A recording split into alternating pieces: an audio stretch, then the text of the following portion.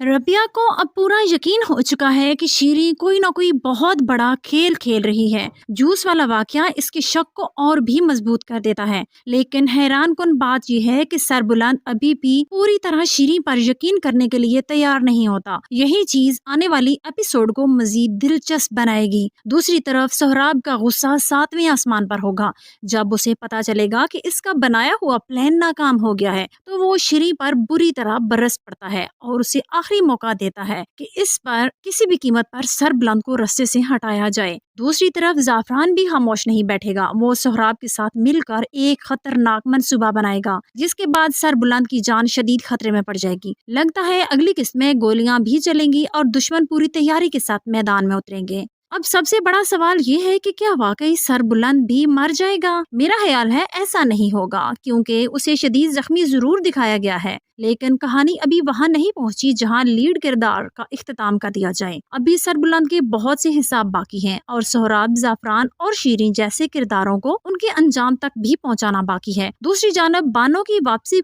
के इम्कानात भी मजबूत होते जा रहे हैं। अगर बानो वापस आती है तो कई ऐसे राज खोल सकती है जो पूरी कहानी का रुख ही बदल देंगे और दुश्मनों की सारी चालें भी बेनकाब कर देंगे।